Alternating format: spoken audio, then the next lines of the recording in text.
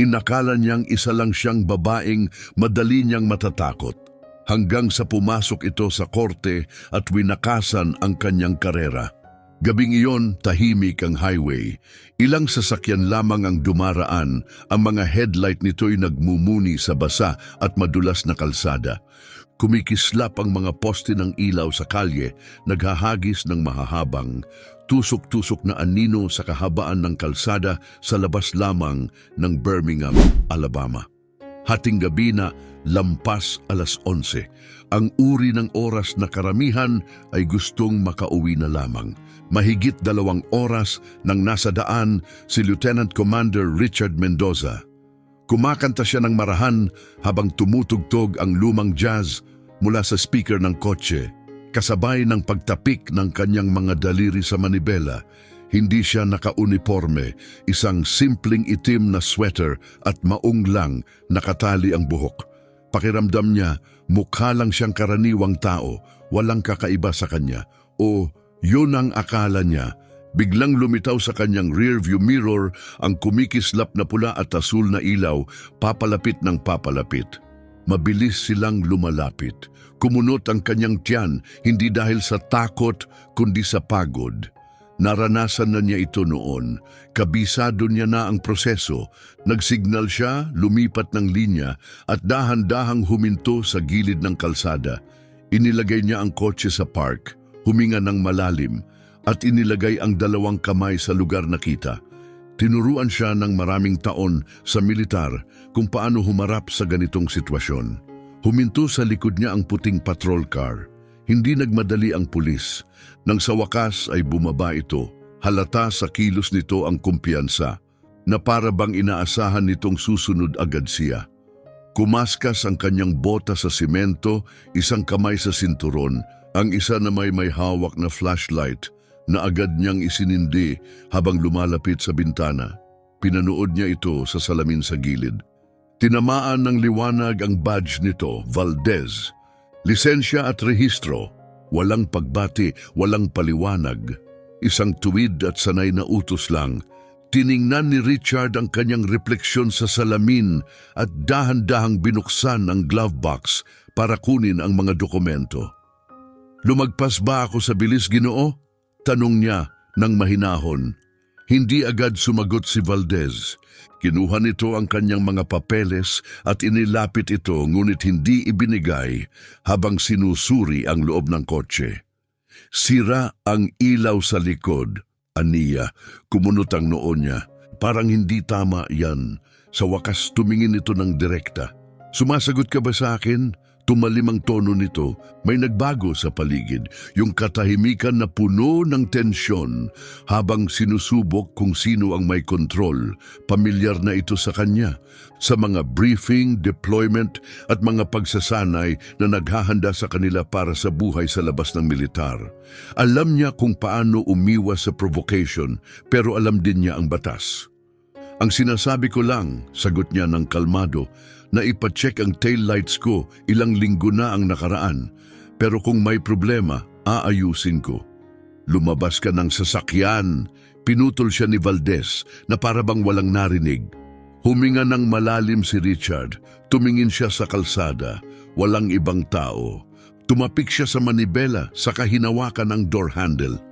"Pwede ko bang malaman kung bakit?" tanong niya. Tumango si Valdez, may mapang-asar ng ngiti. "Dahil sinabi ko." Tumambad ang mga salita sa ere. Tinanggal niya ang seatbelt at binuksan ang pinto. Dumampi sa kanyang balat ang malamig na hangin ng gabi. Bumaba siya, kalma pero alerto. Hindi siya naghahanap ng gulo pero hindi rin siya magpapasindak. Lumayo ng kaunti si Valdez at tiningnan siya mula ulo hanggang paa. Ramdam niya na sinusukat kung hanggang saan siya pwedeng itulak. Humarap, ilagay ang mga kamay sa kotse.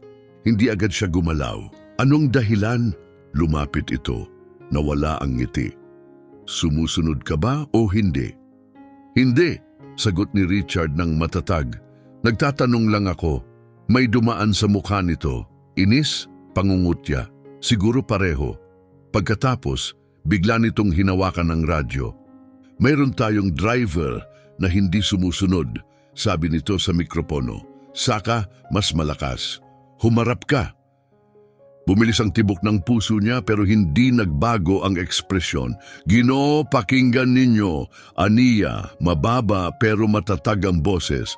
Alam ko kung ano ang mga karapatan ko at alam ko rin kung ano ang hindi mo pwedeng gawin." Hindi ito nagustuhan ni Valdez. Kumuyom ang panga nito. "Huli ka," sigaw nito, sabay hablot sa kanyang pulso. Pero nauna si Richard, umilag ito ng bahagya. "Huli para saan?" Kinuha nito ang posas para sa paghadlang sa opisyal. Huminga siya ng malalim. Ayon pala ang diskarte nito. Pumasok ang kanyang pagsasanay. Maingat ang puso, kontrolado ang paghinga. May dalawang option siya, makipagtulungan ngayon at ayusin ito pagkatapos, o lumaban at lalong lumala ang sitwasyon.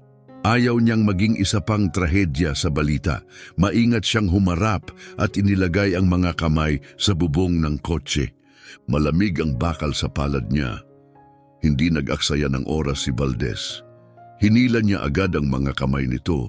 Labis na hinigpitan ng posas, saka siya itinulak papunta sa patrol car. "Wala kang ideya sa ginagawa mo," mahina niyang sabi. Napangisi si Valdez habang itinutulak siya sa likod ng patrol car.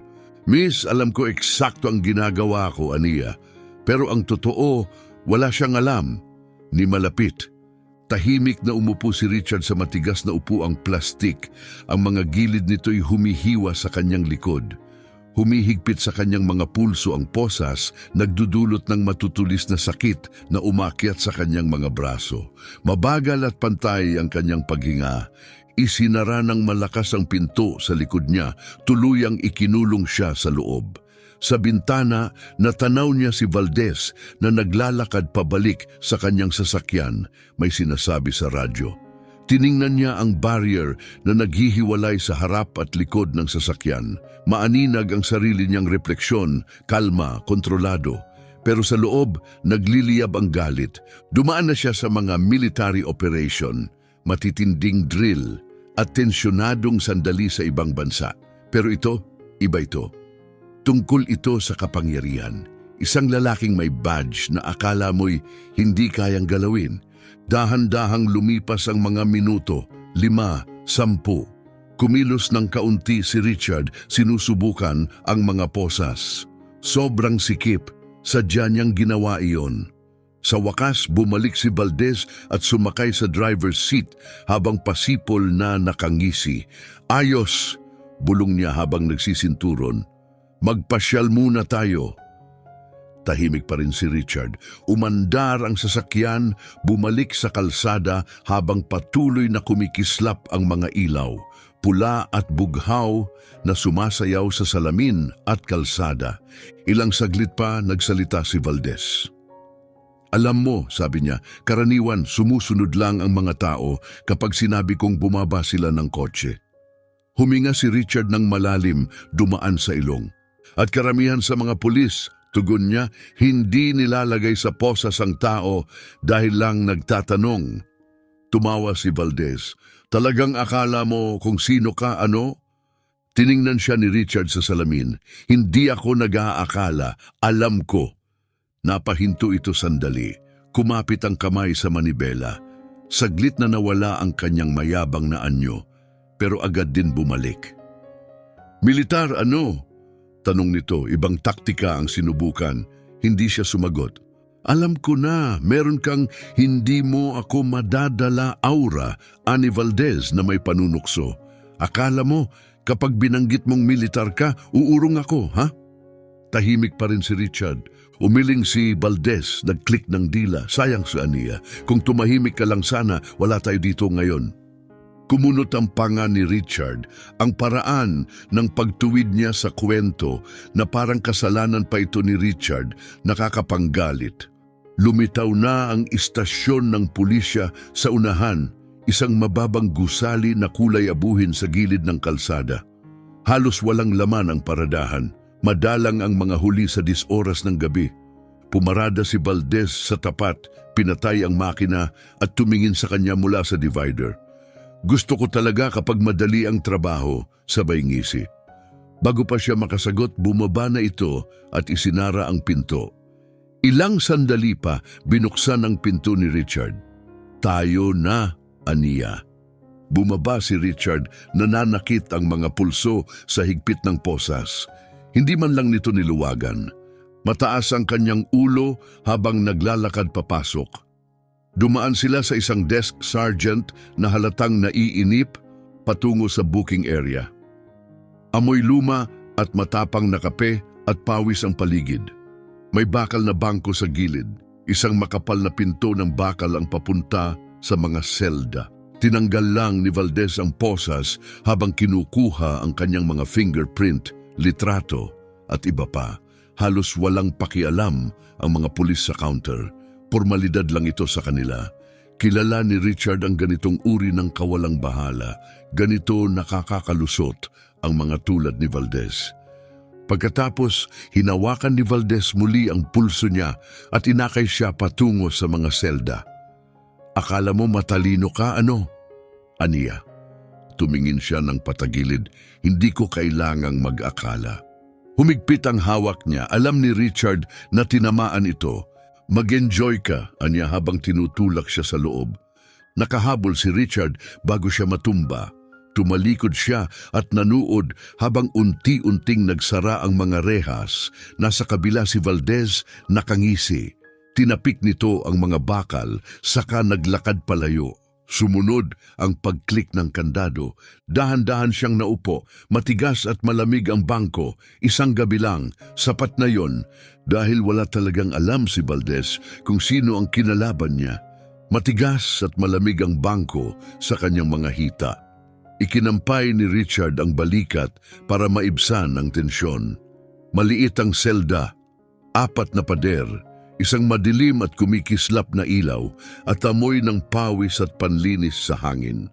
Pero nakaligtas na siya sa mas malala sa mga lugar kung saan ang hindi ginhawa ay may kasamang tunay na panganib. Ito, kakayanin niya ito. Pero hindi ibig sabihin ay hindi siya galit. Mula sa loob ng selda, naririnig niya ang mahihinang boses mula sa harapan. Paminsan-minsan, ang tunog ng mga papel na inihahap. Ang matalas na tunog ng isang tasa ng kape na tumama sa ibabaw ng mesa ay bahagyang umalingaw-ngaw. Huminga si Richard ng mahaba at mahinahon. Ayusin ang paghinga, linisin ang isip.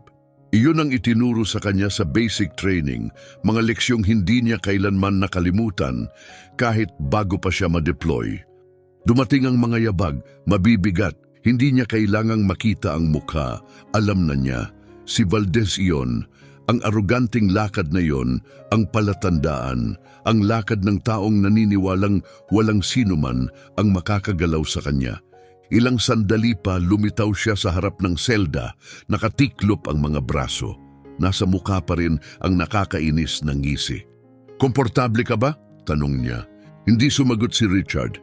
Tiningnan siya nito bahagyang lumapit sa rehas. Alam mo, anya na may mapangasar ng ngiti. Kung sumunod ka lang sana, wala sana tayo rito ngayon. Pinauslit ni Richard ang bahagyang ngiti. Nandito ako kung saan ako dapat, napakunot si Valdez. Sandali lang, kumibot ang ekspresyon niya. Nabigla, nalito. Pero agad din itong tinakpan ng pag-irap at tumingin sa tahimik na paligid ng selda. Walang susundo sa iyo ngayong gabi, anya sabay baling ng balikat. Siguro magkakaroon ka ng oras para pag-isipan ang asal mo. Pero si Richard ay hindi natinag, hindi kumurap, at ang katahimikang iyon ang lalong nagpagulo kay Valdez. Lumapit pa ito, binaba ang boses. Yung mga tulad mo, akala nila hindi sila sakop ng batas. Akala nila dahil lang may konting tapang, makakalusot sila kahit saan. Hinayaan lang siyang magsalita ni Richard, pinaniwala siyang siya pa rin ang may hawak ng kontrol. Dahil sa ilang saglit, mawawala lahat yon. Parang sinadya, may isa pang pulis na dumating mula sa hallway. Isang batang opisyal, nasa 20, maayos ang uniforme, may hawak na clipboard. Huminto ito malapit sa selda, tila alanganin kay Valdez. Sergeant, maingat nitong sabi, may tawag tayo. Halos hindi lumingon si Valdez. So, nagalinlangan ang batang opisyal. Sa tingin ko, dapat mo itong makita. Nakunot ang noo ni Valdez at sinulyapan si Richard bago umalis. Bahagyang sumandal si Richard, nakikinig. Mahinang usapan pero may mga salitang nakuha niya. Tungkol sa isang abogado, isang importanteng tao na nagtatanong kung bakit siya nakakulong. Mga opisyal na naghahanap ng sagot. Lumalakas ang boses ni Valdez, naiinis. Ang batang pulis, pautal-utal sa pagsagot. Halatang hindi umaayon sa gusto ni Valdez ang usapan. Muling dumagundong ang mga yabag. Si Valdez, papalapit, masama ang mukha. Wala na ang ngising mayabang. Nakakuyom ang mga kamao. Anong ginawa mo, singhal niya? Umusod si Richard pasulong, ipinatong ang mga siko sa tuhod. Wala akong ginawa, sagot niya ng pantay, bahagyang tumagilid ang ulo. Pero sabihin na lang nating may mga kaibigan ako na alam kung sino ang tatawagan. Nangitim ang mukha ni Valdez. Iyon na iyon ang sandaling na pagtanto niyang nagbago na ang laro. Hindi na siya ang may kontrol. Wala itong sinabi. Tumalikod na lang at lumakad palayo, galit na nagmumura. Huminga ng mabagal si Richard, kaunting oras na lang. Kapag lumabas ang totoo, pagsisisihan ni Valdez ang lahat ng ginawa niya. Ang sinag ng araw sa umaga ay sumilay sa mataas na bintana ng korte. Gumuhit ng liwanag sa makintab na sahig na tile. Presko ang hangin, yung lamig na dumidiretso sa buto kapag matagal kang hindi kumikilos. Nakatayo si Richard sa tabi ng mesa ng depensa. Relax ang kanyang tindig pero matalim ang paningin. Wala ng posas, wala ng uniforme ng bilanggo. Ngayon, suot niya ang isang elegante at navy blue na blazer, malinis na blusa at isang tahimik ngunit matatag na kumpiyansa na puno ang silid. Hindi siya nag-iisa. Katabi niya si Paula Aquino, ang kanyang abogado, kalmadong sinusuyod ang mga dokumento. Walang sayang sa kilos si Paula, walang small talk, walang pag-aalangan. Puro focus. At iyon ay lubos na iginagalang ni Richard. Bumukas ang dobleng pinto, pumasok si Valdez. Bit-bit pa rin ang tikas, tuwid ang balikat, taas noo. Pero may kakaiba ngayon. May paninigas sa kanyang lakad, may kaba sa kanyang mukha, wala na ang dating kumpiyansa. Nagkatinginan sila. Siya ang unang umiwas, magaling. Pumasok ang hukom, si Hukom John Soriano, isang matandang lalaking may pagod na ekspresyon. Umupo at inayos ang kanyang salamin. Walang paligoy-ligoy. Simulan na natin, aniya, binuksan ang file sa harapan niya. Tumayo ang piskal, isang lalaking nasa 50, maayos ang buhok at kinuskos ang lalamunan bilang hudyat ng kanyang pagsisimula. Kagalang-galang panimula ng piskal, kalmado ngunit matatag ang tinig. May matibay kaming dahilan upang maniwala na iligal na naaresto si Lieutenant Commander Richard Mendoza. Walang sapat na dahilan at kakarating lamang ng bagong impormasyon na nagpapakita ng nakababahalang pattern ng pag-uugali mula sa umarestong opisyal, si Sargento Alfredo Valdez. Isang mahinang bulungan ang kumalat sa loob ng silid ng hukuman. Nag-ayos ng upo si Valdez, humigpit ang kanyang panga. Tiningnan ni Hukom Soriano si Valdez mula sa kanyang salamin, naningkit ang mga mata. Sergeant Valdez, Anias, nais mo bang tumugon? Lumapit si Valdez, naglinis ng lalamunan. Kagalang-galang tumanggi ang akusado na makipag-cooperate sa isang normal na traffic stop. Ngunit bago pa siya makapagsalita pa, sumingit muli ang piskal. Tumangging makipag-cooperate? Tanong nito, sabay taas ng dokumento mula sa folder. May kapuri-puring record si Lieutenant Commander Mendoza sa militar, graduate ng Naval Academy, maraming parangal, walang record ng krimen at walang kasalukuyang paglabag. At sinasabi mong napakadelikado niya kaya kinailangan mong arestuhin siya dahil lang sa sirang ilaw sa likod. Bumukas ang bibig ni Valdez ngunit walang lumabas. Katahimikan ang sumunod. Nagpatuloy ang piskal, binuklat ang isa pang pahina. Sa katunayan, ayon sa internal review, may hindi pangkaraniwang dami ng paghinto ng mga driver sa ilalim mo, malayo sa karaniwang bilang sa distrito. Lumakas ang mga bulungan, napatingin ang lahat kay Valdez. Namula ang mukha niya, isinara ni Hukom Soriano ang folder sa harapan niya, may bigat sa buntong hininga. "Sergeant, nakakabahala ito." Umayo si Valdez sa kanyang upuan, braso'y nakatiklop. Nanlaban siya. Hindi man lang kumurap ang piskal, hindi yan ang ipinapakita ng bodycam mo. Muling napuno ng bulong ang silid. Tumigas ang katawan ni Valdez. "Sumunod lang ako sa protocol," sabi niya, defensive ang tono. Ngunit hindi kumbinsido ang hukom, tumango ito sa bailiff. "Ipakita natin ang footage." Bumaba ang screen sa harapan, nagsimulang tumugtog ang video. Hindi na ito pinanood ni Richard. Alam niyang bawat segundo ay naaalala niya ang pagsigaw ni Valdez, ang kalmado at magalang niyang tugon, ang marahas na aksyon, ang sobrang higpit ng posas. Pagtapos ng video, nanatiling tahimik ang buong silid. Sumandal si Hukom Soriano, pinagdikit ang mga kamay. "Sergeant Valdez," aniya ng mabagal, "nilabag mo ang mga alituntunin ng departamento. Isa itong iligal na pag-aresto at may mahahalagang detalye kang hindi isinama sa opisyal mong ulat." Susubukan sanang magsalita si Valdez pero tinaas ni Soriano ang kamay. "Ang lahat ng kaso laban kay Lieutenant Commander Mendoza," aniya, matatag ang tinig, "ay ibinabasura." Tumunog ang malakas na hampas ng martilyo sa mesa.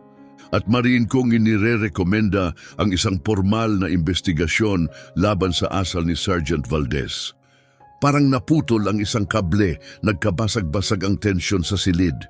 Tulala si Valdez, para bang sinuntok siya sa sikmura. Namumula ang mukha, nakayuko, nakuyom ang mga kamao. Samantala dahan-dahang huminga si Richard. Hindi siya kailanman nagduda kung paano ito magtatapos. Habang kinukuha ang kanyang gamit, muli niyang tiningnan si Valdez. Nagtagpo ang kanilang mga mata. Walang salita, wala nang kailangan. Dahil sa pagkakataong ito, hindi na niya kailangang patunayan ang sarili. Hindi niya kailangang ipagtanggol ang kanyang pangalan. Si Valdez na ang may pasan noon. Lumabas si Valdez ng silid. Mabilis ang mga yabag sa makintab na sahig. Mahigpit ang kanyang panga. Tikom ang bibig. Ramdam niya ang mga tingin, mga pulis, staff ng korte at ilang mamamahayag na dumating nang kumalat ang balita.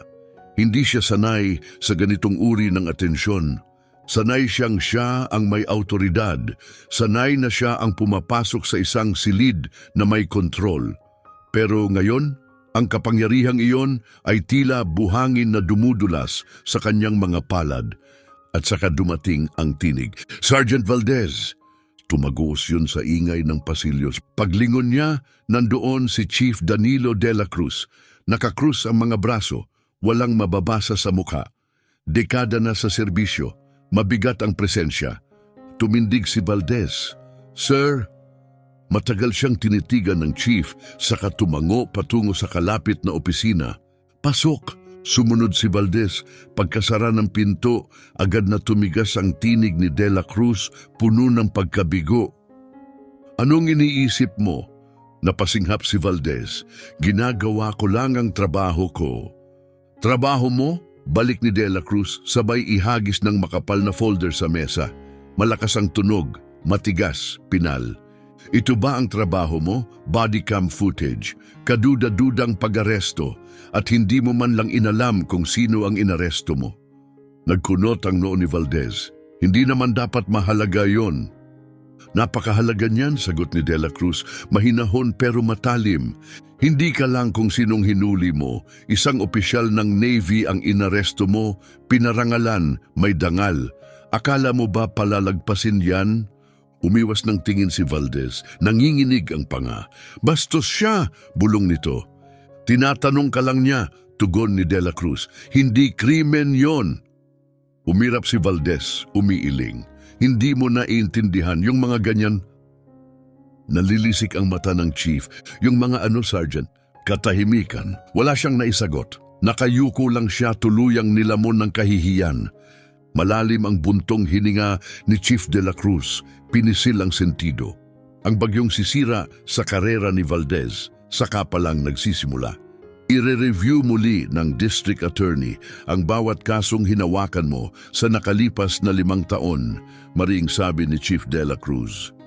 Ipinapaimbestiga ka na sa racial profiling at linawin ko lang, hindi namin isasama ang buong departamento sa pagbagsak mo. May biglang sumikip sa sikmura ni Valdez. Anong ibig sabihin niyan? Tanong niya, mababa ang boses. Tumindig ng tuwid si De La Cruz. Ibig sabihin, suspendido ka, epektibo agad. Umiling siya ng mabagal, puno ng pagkadismaya ang kanyang mukha. Naka-on na ang internal affairs. At kung tama ang hinala ko, tapos na ang karera mo. Parang suntok sa dibdib ang dating ng mga salitang yon kay Valdez. Uminit ang kanyang mukha. Nakakatawa to. Huwag mo nang ituloy, babala ni De La Cruz, malamig ang tinig. Ipunin mo ang gamit mo at kung matalino ka, kumuha ka ng abogado. Nanatiling nakatayo si Valdez, nakakuyom ang kamao, parang guguho ang mundo sa paligid niya. Sa unang pagkakataon sa buong karera niya, naranasan niya ang isang nakakatakot na katotohanan. Hindi siya hindi matitinag. Sa kabilang panig ng lungsod, nakaupo si Richard sa isang tahimik na sulok ng isang maginhawang kafe. Hinahalo ang kanyang kape sa isang kamay habang nag-i-scroll sa kanyang telepono gamit ang isa pa. Kumalat na ang kwento, nag-viral na ang video. Lieutenant Commander wrongfully arrested. Officer under investigation. Hindi siya nagulat. Mula pa lang sa paglabas niya ng kotse noong gabing iyon, alam na niya kung paano ito mangyayari. Kilala na niya ang mga lalaking tulad ni Valdez. Mga lalaking akala'y Diyos sila dahil lang sa badge. Pero ngayon, natalo ang isa sa kanila. Nag-buzz ang kanyang telepono, mensahe mula sa kanyang abogado, Valdez suspended, possible charges coming. Dahan-dahan siyang humigop ng kape. Maganda, mahina niyang bulong. Sa labas ng bintana, patuloy ang buhay sa lungsod, walang pakialam. Pero para kay Richard, may kabuluhan ang sandaling ito. Hindi pa tapos ang laban, malayo pa. Alam niyang hindi lang siya ang biktima, may iba pa.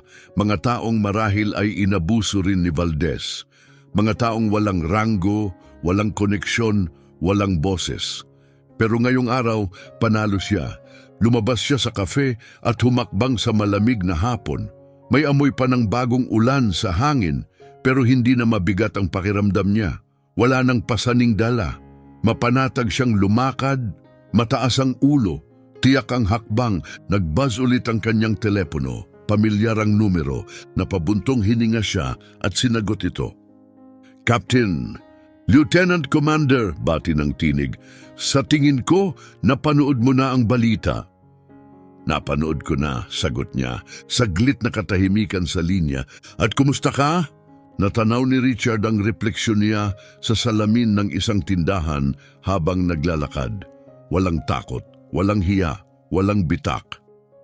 Pakiramdam ko ginawa ko ang eksaktong dapat kong gawin, sagot niya. Iyan ang gusto kong marinig, sagot ng kapitan, may bahid ng ngiti sa tinig. Ngunit nagbago ang tono niya. Kailangan mong malaman, nakikita ka ng Department of Defense, maaring gusto ka nilang makausap mismo. Huminga si Richard ng malalim. Hindi ako sigurado kung gusto kong maging headline. Nasa headlines ka na, sabi ng kapitan. Gusto mo man o hindi, ang kwento mo ay refleksyon ng isang mas malaking issue. At tama siya. Alam ni Richard na hindi lang ito tungkol sa kanya. Hindi si Valdez ang una. Bahagi siya ng isang sistemang pinoprotektahan ang makapangyarihan at pinatatahimik ang iba. Pero hindi na siya tahimik, hindi na ngayon. Nakasandal sa poste ng ilaw, pinanood ni Richard ang mga sasakyang dumaraan. Hindi ito ang unang beses na may nangyaring ganito, aniya, at hindi rin ito ang huli. Hindi nga, sagot ng kapitan. Pero ito ang unang beses na si Valdez ay nakaranas ng tunay na konsekwensya dahil hindi mo siya pinalampas. Pumikit sandali si Richard, pinakikiramdaman ang bigat ng mga salitang iyon. Hindi siya umurong, hindi nang pinara siya, hindi nang pinusasan siya, hindi nang isinara ang pinto ng selda. Nanindigan siya at ngayon may hustisya. Isa pa, dagdag ng kapitan, huwag kang magulat kung kontakin ka ng tanggapan ng alkalde. Napataas ang kilay ni Richard. Talaga? Gusto nilang kilalanin kung paano mo hinarap ang sitwasyon na may lakas at dignidad. Napatawa siya, isang banayad, sarkastikong tawa. Yan ang nakakatuwa. Tumawa rin ang kapitan sa kabilang linya. Kung gayon, tatanggapin mo ba? Saglit na nag-isip si Richard, pinanood ang isang batang lalaki sa kalsada habang humahalakhak at hinahatak ang kamay ng kanyang ina. Patuloy ang ikot ng mundo. Pag-iisipan ko, sagot niya. Inen niya ang tawag, isinuksok ang telepono sa bulsa at nagpatuloy sa paglakad. Mataas ang ulo, matatag. Dahil anuman ang naging simula nito, kwento na niya ito ngayon. Walang inaalala, puno ng tuwa. Sandaling pinanood sila ni Richard, ang ina at ang anak. Ang batang iyon ang kumakatawan sa kinabukasan at habang ipinaglaban niya ang sarili, ipinaglaban niya rin ito. Para sa bawat batang karapat-dapat lumaki sa mundong walang sinuman ang maaaring gamitin ang badge bilang sandata. Huminga siya ng malalim. Pagkatapos ay tumalikod siya at nagpatuloy sa paglakad. Matatag ang hakbang, hindi natitinag ang layunin. Dahil ang laban na ito ay hindi lang kanya, hindi kailanman naging kanya lamang. Kapag hindi kinokontrol, nagiging mapanganib ang kapangyarihan. At ang tanging paraan para baguhin ang sistema ay ang ilawan ito at panagutin. Ang nangyari kay Richard ay nangyayari sa napakaraming tao araw-araw. Mga taong walang ranggo, walang koneksyon, walang ebidensya. Kaya mahalaga ang mga ganitong kwento, kaya mahalaga ang paninindigan. Kaya kung ang kwentong ito ay nagpatigil sa iyo sandali, ibahagi mo ito. Kung may gumising sa loob mo, pag-usapan mo ito. Kung binuksan nito ang iyong mga mata sa dami pang kailangang ayusin, huwag kang tumalikod. Doon nagsisimula ang pagbabago sa mga tinig, sa katotohanan, at sa tapang na panatilihing bukas ang usapan. Dahil ang tunay na hustisya, ang tunay na pag-unlad, nagsisimula sa atin.